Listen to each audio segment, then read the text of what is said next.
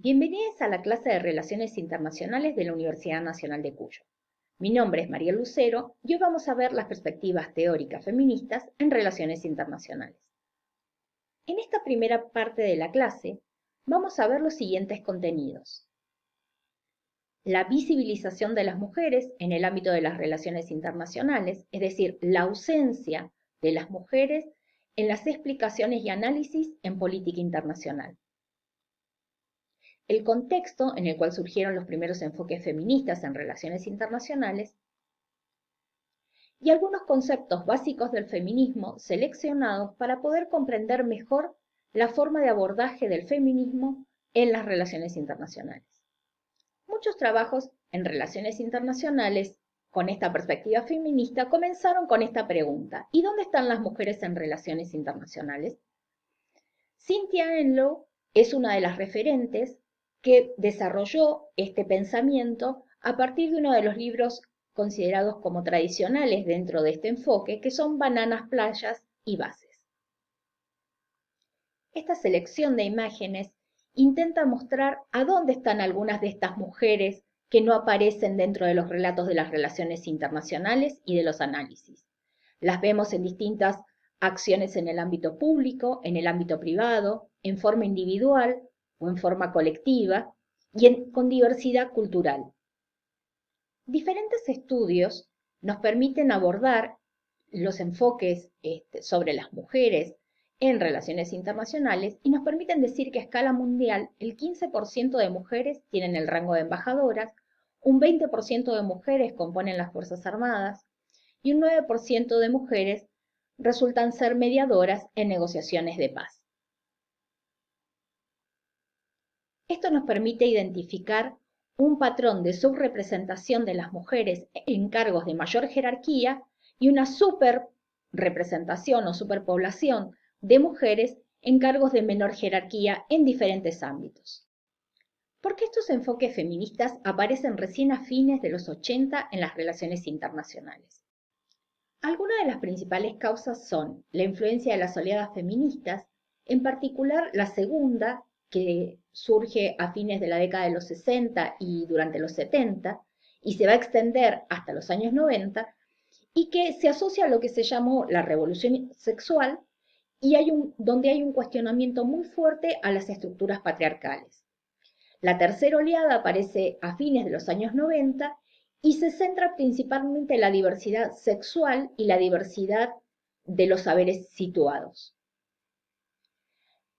Otra de las causas que podemos identificar tiene que ver con la difusión de las conferencias mundiales sobre las mujeres. Estas se van a realizar en 1975 en México, en 1980 en Copenhague, en 1985 en Nairobi y en 1995 en Beijing, la más conocida por nosotros.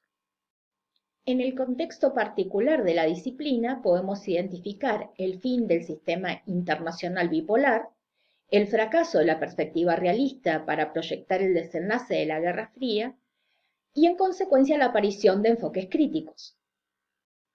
Dentro de estos últimos es que ubicamos a la perspectiva feminista en relaciones internacionales.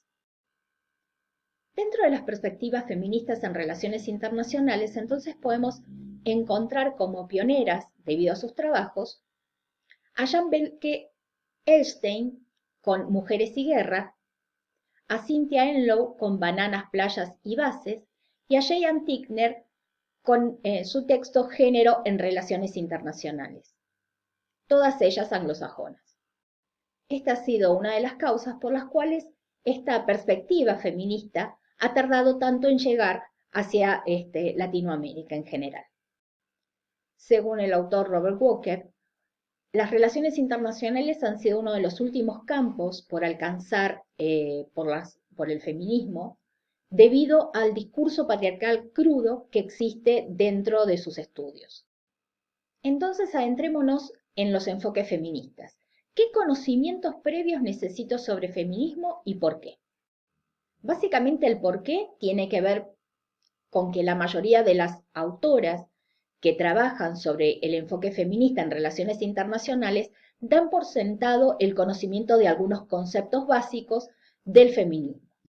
Entonces, algunos conceptos básicos son patriarcado y género, Y otro concepto que yo agregaría sería el de interseccionalidad. Cada uno de estos conceptos lleva una discusión en sí misma, por eso es necesario definirlos. Entonces voy a tomar el concepto de patriarcado de Kate Millett, que es una de las primeras en mencionar este concepto y desarrollarlo, que se refiere al reconocimiento de la existencia de un sistema opresivo de dominio y privilegio masculino, heteronormado, construido principalmente sobre las mujeres en el ámbito privado que se replica en el ámbito público. ¿Qué significa esto? Significa que se entiende que hay una situación de privilegio masculino frente a las mujeres que se da tanto a nivel doméstico como a nivel de distintas instituciones del ámbito estatal e internacional, por supuesto. El patriarcado establece roles estereotipados que son mutuamente excluyentes. ¿Esto qué significa? Significa que hay un ámbito privado donde están las mujeres que van a desarrollar tareas de cuidado y tareas que tienen que ver con la limpieza, con el cocinar, ¿sí? Las tareas que todos generalmente asociamos a que las mujeres realicen. Por el otro lado está el ámbito público de los varones, y quien se desarrolla en el ámbito público parece no poder desarrollarse en el ámbito privado, según esta mirada estereotipada del patriarcado. ¿Cómo podemos ver esta idea en relaciones internacionales?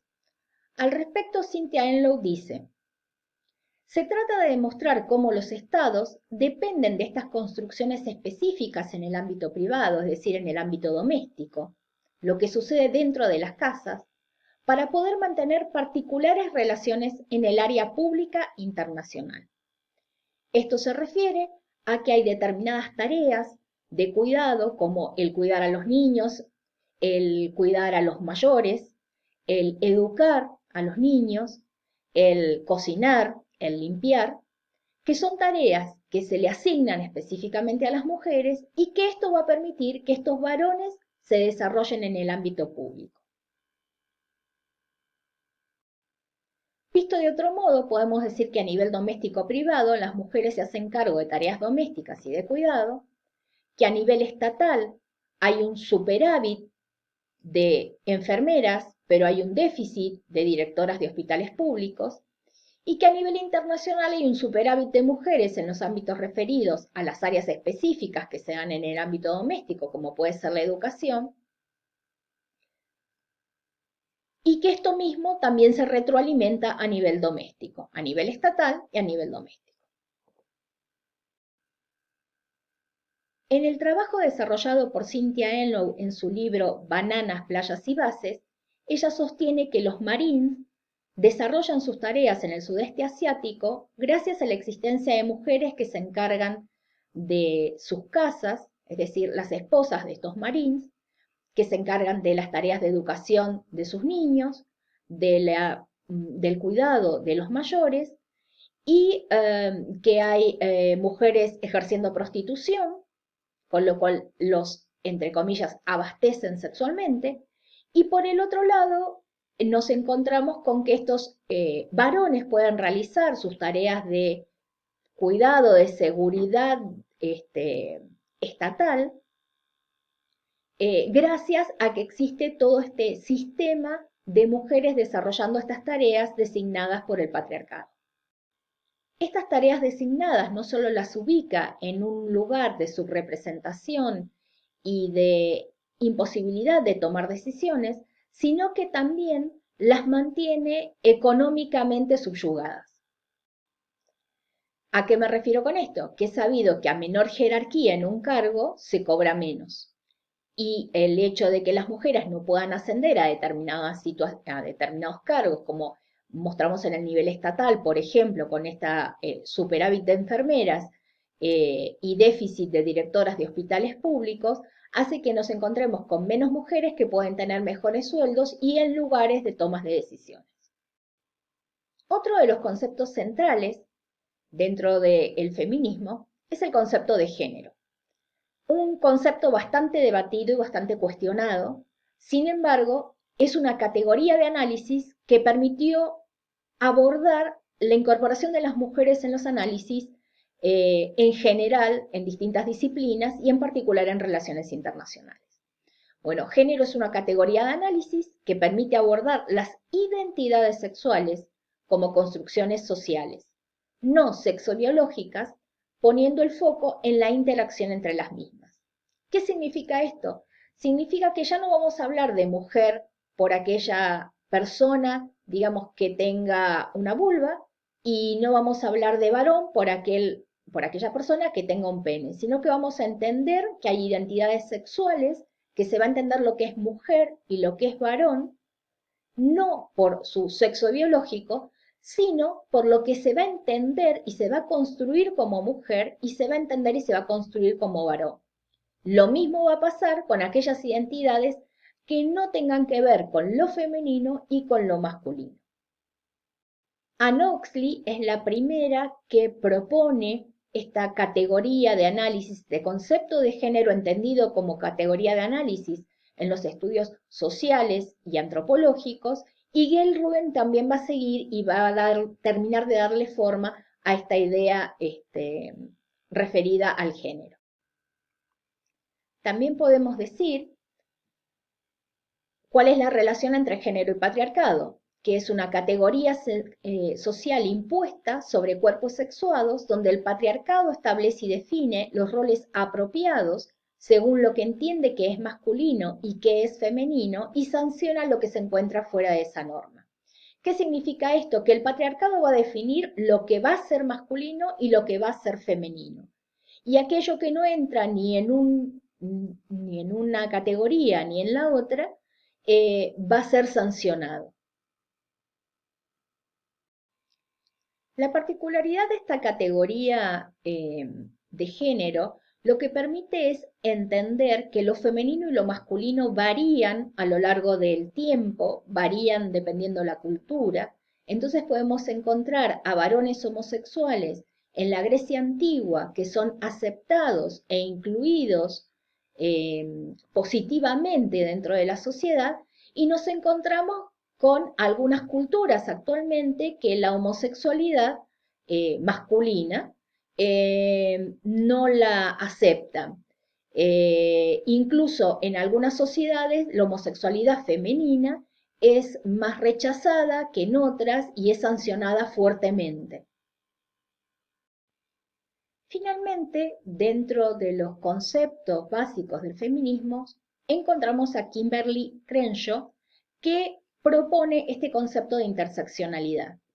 Es una perspectiva que permite abordar las identidades coexistentes en cada mujer, por ejemplo, que además de ser mujer, es negra, es musulmana, es de clase baja, es decir, contemplar otras condiciones y además relacionarlo con los sistemas de opresión en relación a esto. Racismo, clasismo, etc. Este concepto, como los anteriores, son conceptos muy debatidos adentro del feminismo. Algunas corrientes la aceptan, otras no, pero son conceptos que hoy por hoy se ven mucho, se escuchan mucho y es necesario entenderlos para poder identificar cuál es la validez que contribuya a nuestros análisis feministas en relaciones internacionales. En este sentido, y continuando con el concepto de interseccionalidad, podemos asociarlo a la figura de una matrioshka, ¿sí? Y entonces podemos ver que hay una mujer que tiene una raza o etnia, que tiene una clase social